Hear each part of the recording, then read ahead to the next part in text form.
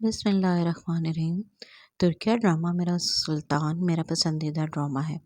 میرا خیال ہے میں 5 یا شاید 6 مرتبہ اس ڈرامے کو دیکھ چکی ہوں اور دوبارہ پھر دیکھ سکتی ہوں۔ جب بھی میرے اندر دنیا کی محبت بڑھنے لگتی ہے، جب بھی میں اپنے آپ کو کوئی توپ چیز سمجھنے لگتی ہوں یا مجھے یہ احساس ہوتا ہے کہ میرے بغیر میرے بچے اور میرا شوہر کچھ نہیں کر سکتے، میں اس ڈرامے کے کرداروں کو یاد کرتی ہوں اور فوراً اپنے آپ میں واپس آ جاتی ہوں۔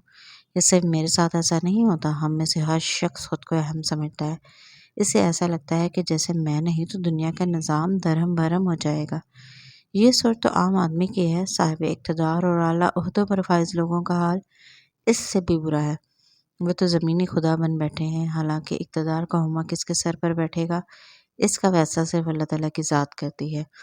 دنیا کے لوگ وہ کرنے کے پابند ہو جاتے ہیں جو اللہ تعالیٰ چاہتے ہیں۔ پھر ہم لوگ کیوں اقتدار کے ہوس میں خود کو ذلیل کرتے ہیں؟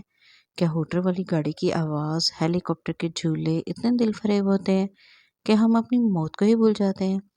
اللہ کا شکر ہے کہ ابھی مرنے کی تمام رسومات سب مسلمانوں کے لیے ایک سی ہیں، ورنہ کفن کا برانڈ، قبر کا پتھر شاید جنتی اور دوزخی ہونے کا فیصلہ کرنے لگتا اور عمرہ کچی قبروں والے غربا کے وارثوں کو حقارت سے دیکھ رہے ہوتے۔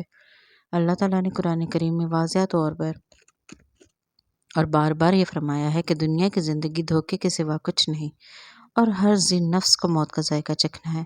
اس کے باوجود ہم اس دنیاوی اقتدار کے لیے مرتے جا رہے ہوتے ہیں، سازشیں کر کے، دوسروں کی تذلیل کر کے، مر مر کر، گولیاں کھا کر کرسی کے پیچھے بھاگ رہے ہوتے ہیں۔ عوام کی خدمت تو عہدے کے بغیر بھی ہو سکتی ہے، پھر خود کو کیوں تکاتے ہیں؟ میں تو سمجھنے سے قاصر ہوں۔ میرے پیارے سیاستدانوں، ضرور الیکشن کروائیں، وزیر بھی بنیں، ملک کی باغ دوڑ بھی سنبھالیں، مگر دوسروں اور اس ملک کو نقصان نہ پہنچائیں۔ شداد اور اس کی ارم کا واقعہ ہمیشہ یاد رکھیں۔ آپ کا کسی کو اوئے کہہ کے بلانے کو دل نہیں چاہے گا۔